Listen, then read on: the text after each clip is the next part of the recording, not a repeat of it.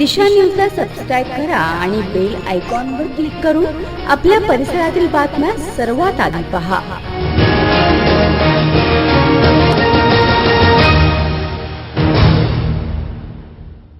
आली आली होली मुलांची रंगपंचमी फुलली। पनवेलच्या आदिवासी पाड्यावर रंगली फुलांची होळी।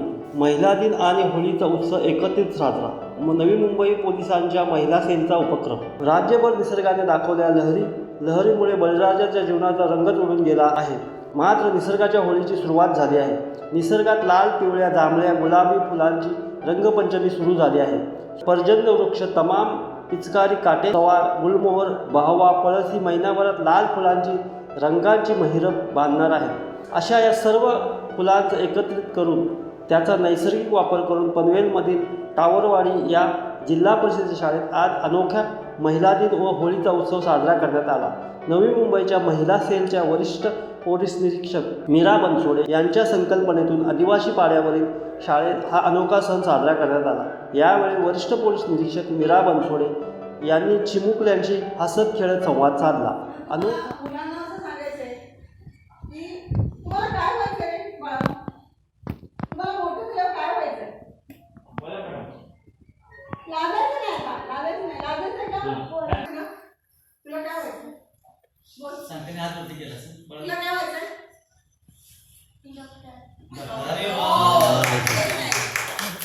अनोख्या पद्धतीने साजरा होत असलेल्या महिला दिनाचे महत्त्व पटवून दिले।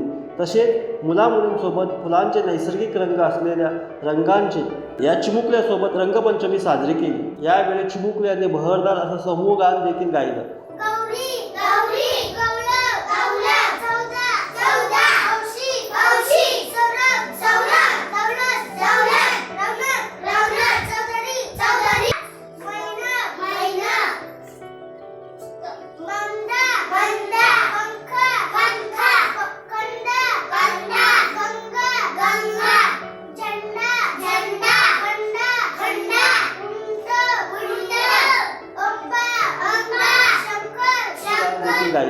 पनवेलपासून अवघ्या काही अंतरावर असलेल्या टावरवाडी गावातील जिल्हा परिषद शाळेत आदिवासी पाड्यावरची मुलामुलींशी बोलून व त्यांच्यासोबत धुलवड साजरी करून अत्यंत आनंद झाला आहे, असे वेपीत मीरा बनसोडे यांनी सांगितले। महिला दिनानिमित्त बऱ्याच ठिकाणी कार्यक्रम आहेत, परंतु ज्या लोकांना महिला दिनाचं महत्त्व माहीत आहे ते लोक मोठमोठ्या प्रमाणात महिला दिन साजरा करतात। परंतु मला असं वाटलं की ज्या ठिकाणी महिला दिनाचं महत्त्वच माहिती नाही, महिला दिन म्हणजे काय माहिती नाही, अशा आदिवासी पाड्यांच्या ज्या शाळा आहेत त्या शिक्षकांची मेहनत आहे।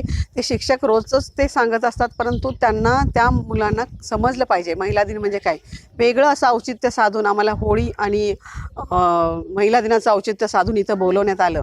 तर त्या मुलांची जे मुली आहेत आणि मुलं आहेत हे बालक आहेत, ह्यांना यांच्या आत्तापर्यंत जे संस्कार आहेत हे या परिसरातले संस्कार आहेत। त्यांना तेवढंच माहीत आहे की आपण शाळेत बोलवतात म्हणून जायचं आणि बसवतात म्हणून बसायचं, परंतु त्यांना शिक्षण देता त्यांची प्रगती कशी होईल किंवा त्यांना काय शिक्षणाचं महत्त्व आहे हे वेळोवेळी त्यांना समजावून सांगितलं पाहिजे। त्यांच्या रोज मागे लागलं पाहिजे। शिक्षक ते काम करतच आहे त्यांचं, परंतु त्यांना थोडं आईवडिलांना पण समजावून सांगितलं पाहिजे की रोज शाळेत मुलांना पाठवा, त्यांचा अभ्यास करा, अभ्यास करून घ्या आणि कुठल्याही मुलांना बाहेर थांबवू नका, शाळेपासून वंचित ठेवू नका। आत्ता तुमच्यापर्यंत बऱ्याच गोष्टी इथे उपलब्ध होतात, आता TV आहे, मोबाईल आहे, त्यामुळे बऱ्याच गोष्टी लोकांना माहीत होतात। तर शिक्षणापासून लांब न राहता त्यांना शिक्षणाचं महत्त्व पटवून देण्याचं शिक्षक काम करतच आहेत, परंतु आपली एक सामाजिक बांधिलकी यांना त्यानं मी इथं आले आणि त्या मुलींबरोबर थोडं त्यांना जे आत्ताच्या महिला कशा पुढचं पाऊल महिलांचं पुरुषांच्या खांद्याला खांद्या लावून काम करतात आणि त्याच्यासाठी आपण लाजून किंवा 2-3 मुली बघितल्या तर लाजत होत्या, त्या पाठीमागे थांबत होत्या, तर तुम्ही न लाजता लोकांपर्यंत कसं जाल? तर असं जायचं असेल तर तुम्हाला शिक्षण घेतलं पाहिजे। तुमचा मूळ पाया भक्कम असला पाहिजे। शिक्षण हा मूळ पाया आहे आणि त्याच्यासाठी शिक्षणानं तुम्ही प्रगती करा, असं त्यांना एक संदेश द्यायचा होता।